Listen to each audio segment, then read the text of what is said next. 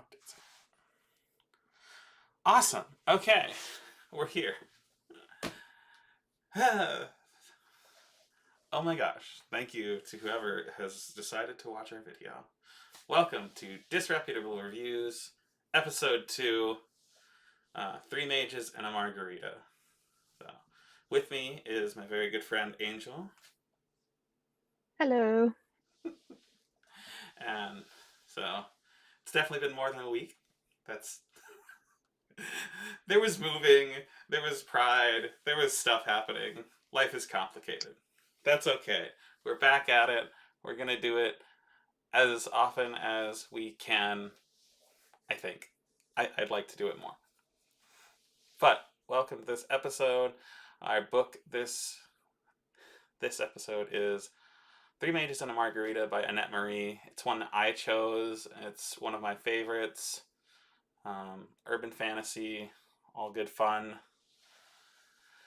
So, let me start with some details about our book. So, um, this is book one of the Guild Codex Spellbound.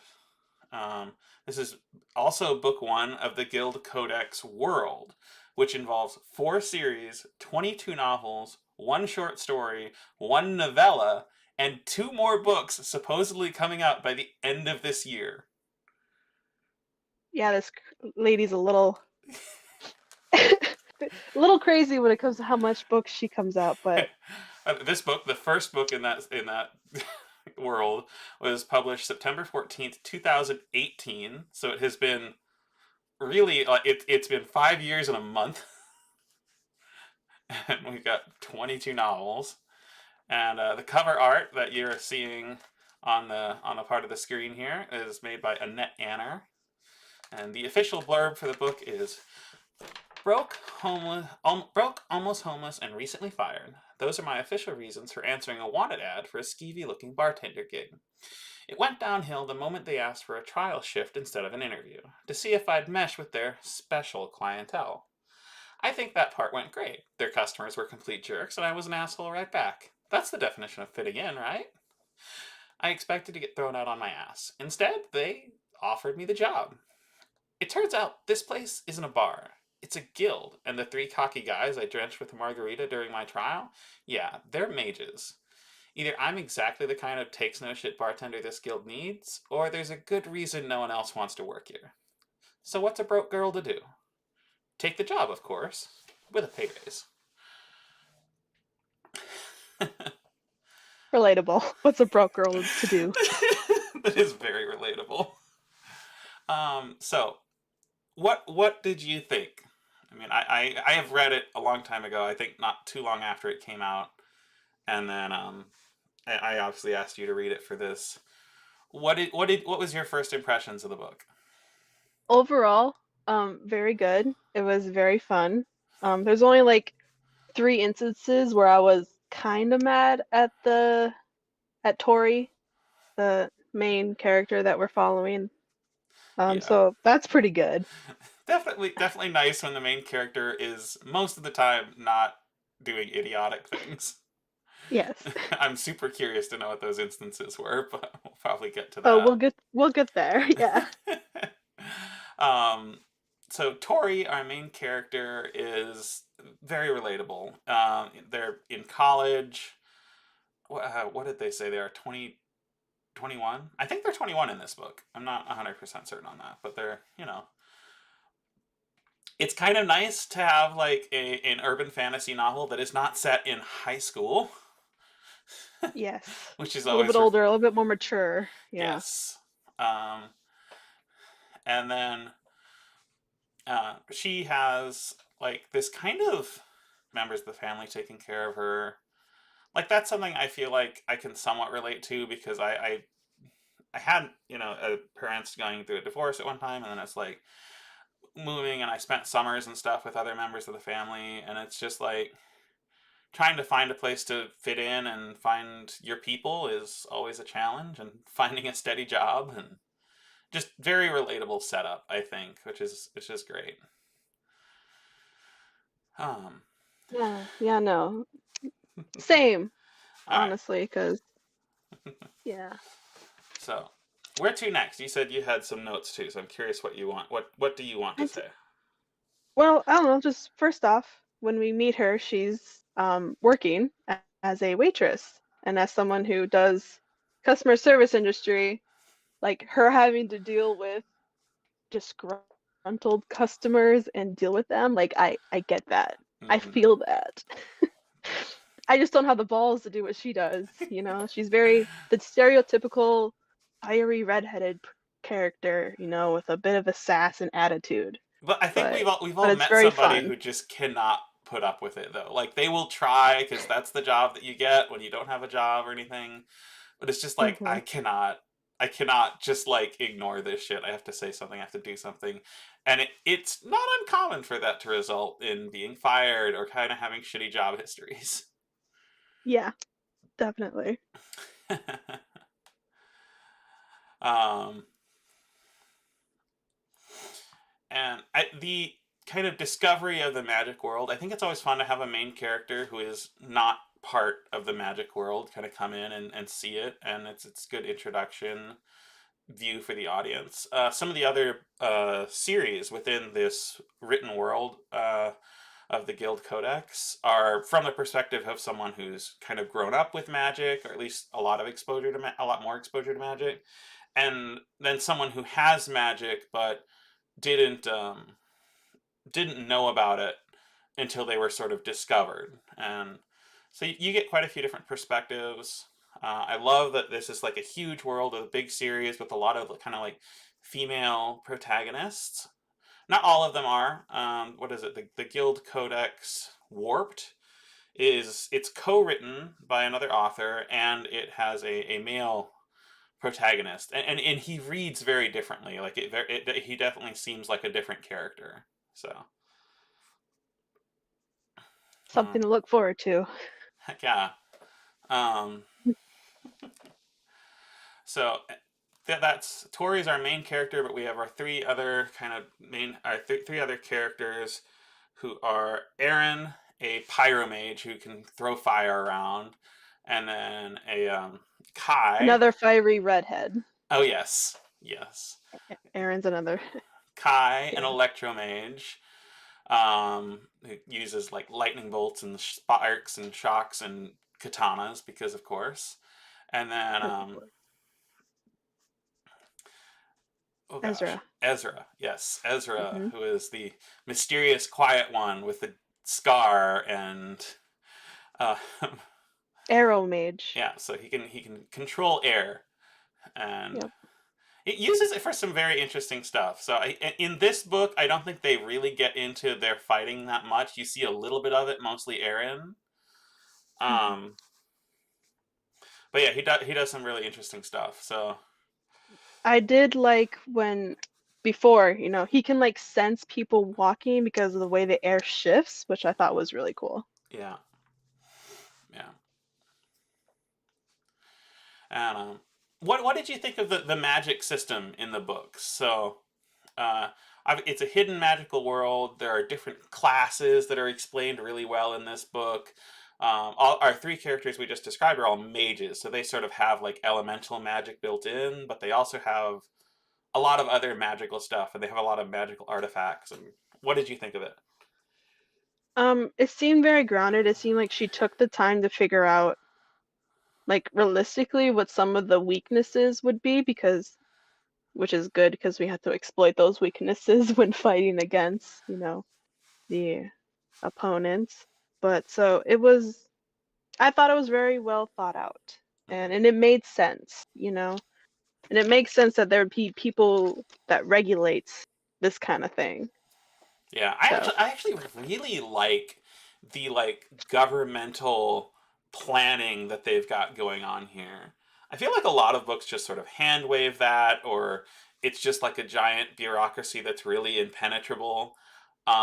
With this, it's like, no, it's not that big. It really couldn't be a secret if it was. It's mostly self regulating because they have some very specific rules and encourage people to follow them with money, essentially. yeah, yeah. Honestly, it makes a ton of sense. Like I honestly like. if someone wants to have like dangerous stuff, like it's a pretty cool system. I honestly think like something similar might work with like, oh yes, you want to own guns? Well, here's the thing: you have to be a part of this guild, and they have rules, and if you don't follow the rules, they'll get punished. So they're gonna make you follow the rules. It's definitely an interesting way of going about it, but it makes sense because they have to be kind of because they have to be smaller and they can't overrule, like they can't be over on top of everyone, so they have to divvy out that um they have to divvy that out to other people because they can't do it all themselves. Yeah. Do you think that a magic system like this in a world like this would make like an interesting setting for like a game, like a like a role playing game like D&D? Oh, most definitely. Because Something. you can't just go around, like you can't flinging your magic as most people would in a normal campaign. Like you have to be secret unless you want something, a bounty to go on your head. Yeah. You have to be careful. I'm actually super excited because it's that's actually a thing that's happening. Apparently, um, there is going to be like a role playing game based upon. Yeah. Let me see if I can find the thing. I didn't have this prepped ahead of time. I apologize, but yeah, it's No, that's okay. yeah. But I also thought that it would make a really good TV series too, because it just kind of has that vibe, Oh yeah. like No, like it could work. can we somehow, how do we encourage people to do that? This is so, it's original, it's new, it's not rehashed a million times. It'd be a great series. And it's also like doesn't require massive like weird fantasy backgrounds. Like not that those aren't amazing. I love to see that in shows like Game of Thrones and stuff, but It's just this, cities, it's Vancouver. I'm pretty sure they'll let you film there. Yeah. I'm curious if you happen to look up any of the physical places that they mention, because I actually did at one point in time. I looked up like the Gastown steam clock in Vancouver and stuff, just to kind of get some imagery for like what the world's like where we're talking about. No, I did not look up anything. I don't know, it's very cool. It's very relatable. Again, like it's a city. If you've lived in a city, you can probably picture most of the environments that are going on here, which is really cool. There's the slightly shady part of town, which really just means like, oh, like they don't have quite as much money and the buildings are older and stuff. But Hmm. I don't know. Sometimes I like that kind of part of town. Older buildings are cool. Um, Beyond that, we have kind of the story as they go through. It's mostly just kind of an adventure. It's mostly just kind of introduction to magic, introduction to the world. There's a little bit of romance, not heavy on that, which I can appreciate. Thank the gods for that. I don't know if I could handle it if there wasn't. Like there's a couple moments I'm like, but like most of the time I was decently okay it's with it's how. I think it's pretty realistically written. Like none of these characters have known each other for more than like a week and a half. Like we're not diving into like eternal love or anything. Well, that and like if the writer, if she would have, like, I don't know, had the person drool more over these guys, I don't think I could have handled it. She did a little bit. I mean, everyone's good looking in Yeah. these types of stuff. So obviously there's a little bit of gaping at the guys, but it wasn't that bad. So it was I thought it was pretty well handled. There I was just one instance I didn't like, Well, but what was the one instance you didn't like, if you don't mind me asking? I'm curious. when um after she got attacked and she went to their house, I wasn't quite Oh a yeah. fan of how Okay. she got Yeah. all huffy about them, you know, asking her if she wanted a shirt so that because she was just kind of exposed and she got all huffy, and then later that night she was goggling at all of them, mostly Yeah. Ezra, but all of them. I just didn't appreciate that. It was, I think, a little bit of hypocrisy. I don't know. It's. Like I get it, that's probably just her thing, like this character, that's how she is, but like I didn't appreciate Yeah. her hypocrisy.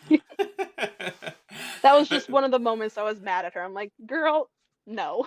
There is a line like later after they got attacked where it's like I got to see, I guess fair is fair, I got to see them in their undies, they got to see me in mine. See me, yeah, Which is like that's kind of acceptance. Um, yeah, and I don't think she was as much annoyed with them seeing her as much as their reaction to seeing her, which was to try to get her to cover up. I don't know. yeah. Um, I got that, but I'm just, I don't yeah. know. Yeah, I totally get it. It's one of those moments that it's an awkward moment. Everybody's going to react to it differently. Yeah, Honestly, though, I really like the level of like relationship stuff. I will say I'm kind of one thing I could wish, like if I could ask for anything in this is like a little bit more queer stuff going on. There are a lot of queer background the characters. kitchen boy. He has Yes, a boyfriend. I love yes, him. The goth knight. He's goth and he's yeah. beautiful. I love him. I'm pretty sure as they kind of describe more and more of the members of the guild, there's at least one lesbian couple, and yeah, it's nice to have that. Like it just they're people. They're not. It's not really commented on a ton. I wouldn't mind a book like this that explored that a little bit more. If they're gonna talk about the main character's feeling towards someone, it'd be cool to have that be someone who's bi. So it's just like a little bit more identifiable for people or whatever. But hey, that's not Yeah. every author's story to tell. So I totally get it if that's the way it does. I think for what they are, these are really well done. If you get attracted to big muscle bound guys, there's probably something you'll enjoy about that. Yeah. um, what did you think of like the conflict and setup? Like, so many like shows and TV shows and books feel like they have to have like some world-ending conflict going on. This is not that. This is like a law firm of people who do shit that's slightly shady. They're the bad guys. Yeah, but like there's also hints that there could be more later, which is nice. For Because sure. like it could escalate to something, maybe not world ending, but a little bit more.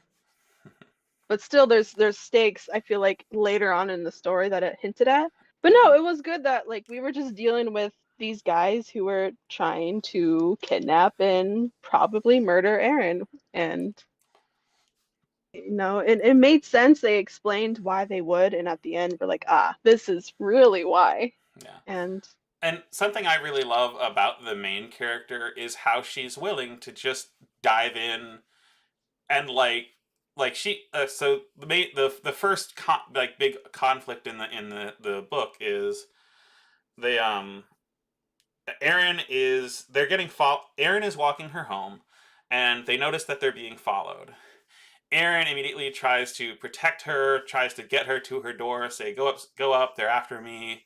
Um and at that point I think he's aware of like two or four people following him, but then she sees that there's actually six people following him and she's like, nah, fuck that. I'm not gonna let him do that alone. And just like yeah, dives in and beats the shit out of people with their umbrella and stuff, which is like, get I this don't know. girl a new pink umbrella. Yes. Yeah, no.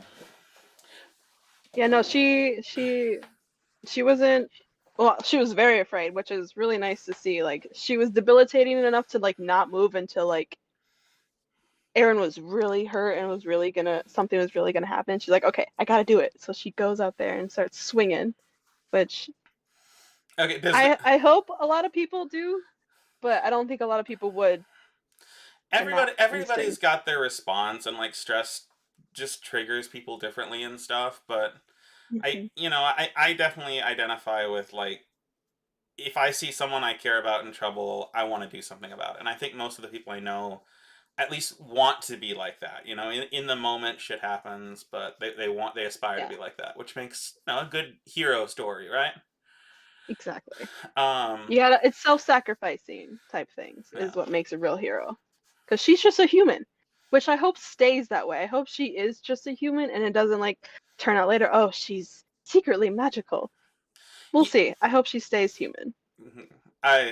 we'll see. Does that mean you kind of want to read more of these books? Yeah. Okay, that's cool. I'm excited for that. Hey, they're really good, and I'd be happy to talk about more of them here. There's gonna be a little bit less setup and stuff, so those would be kind of fun follow up episodes of this. But um, honestly, it's hard for me to limit what I'm talking about just to this book because there is so much that happens later. Yeah. Like Contain yourself, Casey. there's some setup in this book for Ezra's big secret, right? Uh, Yeah, he's very mysterious, almost scary at times. Like there's a lot of mystery around him. I'm curious what you would like guess it is, like out of curiosity. Guess what well, something happened to him because, you know, Hmm. there was that photo of a girl and he's full of scars, and Aaron said don't ask him about Yeah, how he joined or like his past or his family. yeah. So something happened. Something happened that probably got everyone else killed and he was severely hurt. No idea what that would be though. Yeah, and that's honestly that's actually the overall sort of plot of the Guild Codex Spellbound, um, because like okay, in this book, it's kind of setting up Aaron and um, our main character Tori as like a relationship, right? Hmm. That lasts like halfway through the next book. I think they break up and they're like, yeah, I'm glad we're still friends. Yeah, I figured that Aaron was definitely not endgame. I'm pretty sure Ezra is. Yeah, I'm that I just think glad that, that's relatively easy to tell. There's a lot of comments about how Ezra looks. yeah, yeah. Um, and yeah, it's a really good story, and I am stoked to hear that you want to continue reading through to the end of it. So the other books, the other series in this world, we have a main character who is like accidentally ends up um, with their like in a contract with a demon, which is always good fun. There's not much demon magic in this book, but that does come across later in later books. And then we have a character who is actually part of the guild that were the bad guys in this one. So the bad guys was like a law firm of psychics who like affect people's mind and read people's mind and all this different stuff. And one of like the lower people in this law firm ends up like on trial for what he did, and then he's offered the chance to redeem himself by working for the MPD, and so that's the Guild Codex Warped, and and then we have like the last book in this series, which we really haven't done much setting up for at all in this book at all. Is the main character is a witch slash druid who like deals with fae and stuff like that. And there's a really rich fae lore in this magical world, which again kind of comes up as we go. This one explored mages and a little bit of psychics because those were kind of the main players here. But Hmm. I'm stoked. That will be really good fun. Do you have anything else that you want to say? I guess I through the whole because when Tori first goes to this bar, to be part of this, Yeah. like a lot of the people there are kind of standoffish because, as people would say, she's a liability. Hmm. So, but Aaron was constantly trying to get her part of it, and he would always. I just really appreciated how much he tried to integrated her into Yeah. their, which was really nice because she needed that. And There's once she got their respect, they were really most of them are really nice. yeah, and I really do like almost all of the characters who are kind of talked about in the guild. There are a couple who are just written as kind of assholes, and they stay that way. They don't really get a big huge redemption or anything. They're just kind of background characters who are just kind of assholes. Um, Which is relatable. You have just assholes in groups. yeah, but like they still build a really good kind of connected group, and I really like Aaron's introspection moment. I think is he's like walking her home that one time where it's like everybody's hazing new members and I'm just as guilty as everybody else. Like it's fun to crack jokes. It's fun to be kind of a dick sometimes. Yeah. But yeah, everybody doing it to her all at once on her first shift is just it feels so harsh, but like I've had days like that. I think everyone who's worked in the service industry probably has. Just like fuck this. And yeah, those are typically the jobs that you just don't show up for again the next day. Yeah. Oh, another debate. Yep. The pizza debate. Pineapple or no pineapple? He was very offended. I like pineapple. I do too. Come at I me. think pineapple is great. Um, it's very relatable to have someone in your friend group who is so against pineapple, though. I think. Legit though. Yeah, definitely.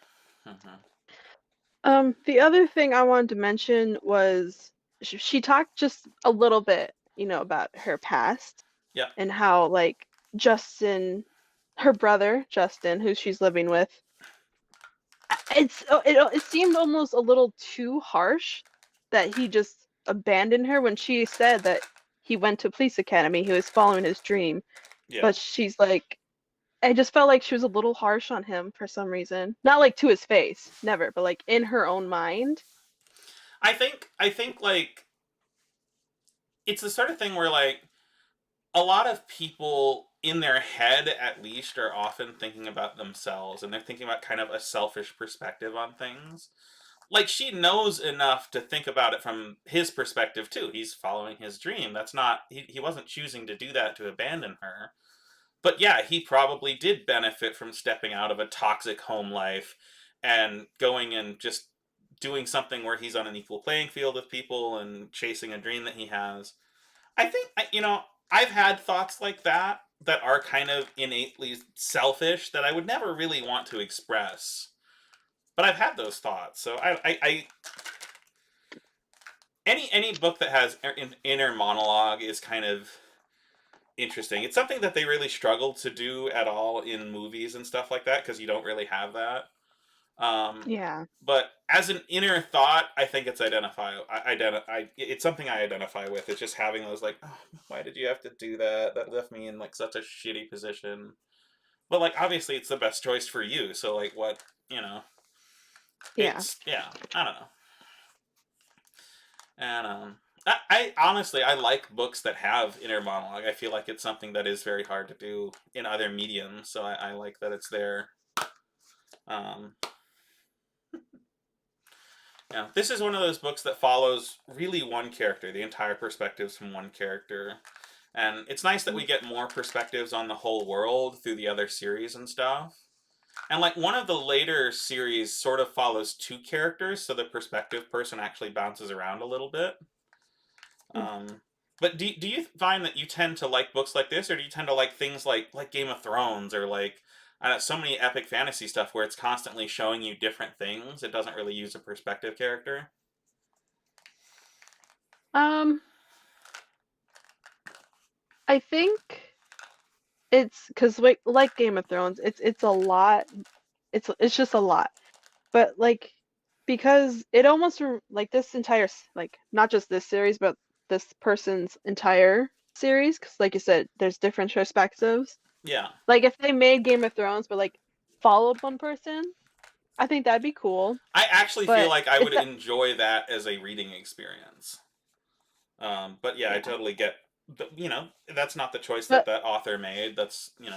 but it's also Game of Thrones is more interconnected than I think this ladies are, because like you get mentions maybe of people, but they're not like interacting necessarily, I don't think. Because I haven't read, so I wouldn't know. But There are moments when they're much more connected. There are moments when they're just sort of mentions for sure. So yeah. yeah. But yeah, no, I like this way.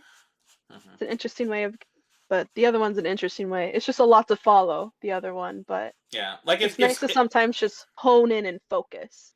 if someone wanted to do like a TV series on the scale of like Game of Thrones, but about this world, they could totally do it. Like kind of seeing everybody's perspectives, not Yeah. simultaneously, but kind of jumping between them. To me, Hmm. it's hard to make cohesive story arcs that way, and I feel like Game of Thrones gets kind of lost that way. Like an episode might happen, and you've seen like three different characters do things, but it's like, what just happened? Whereas Yeah, like I this, said, it's a lot, you know. as a It's hard to keep novel, up. I like this more because it gives a confined little arc and so I'm really happy. I'm glad that you're excited to read more books by this author. I am too. Like I said, apparently there's a book that on the website says like releasing in September. I'm pretty sure I have it somewhere like on my wish list. And then there's an unnamed next book that it's like winter 2023, and I'm like, how? How do you Yeah, release a book every 3 months? It's amazing. to be fair, these books are kind of smaller, so it is nice and easy if you do want to get into them. It's not. Yeah, Don't get scared because there's like 20 books.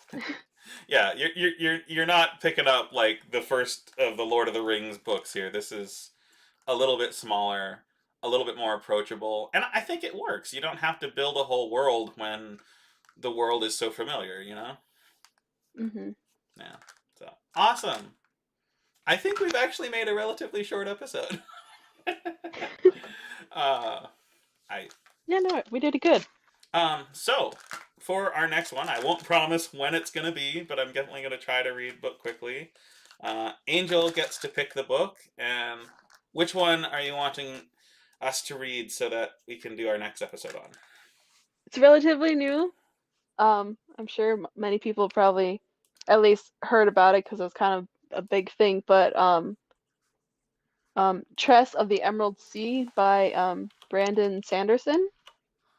I just read like the first page and immediately I loved this girl. I loved the way that Brandon made her talk and think. It was just really fun. And the premise seemed nice. So I think Casey would definitely ex like this one. Yeah, I've seen a little bit of the cover art and like a blurb of it. I'm definitely down. So I'm excited to read that one, Tress of the Emerald Sea. If anyone happens to be following this, that's the book that you want to read before you watch our next episode. So look forward to seeing you there. Thanks so much, Angel. Thanks for everybody who listens.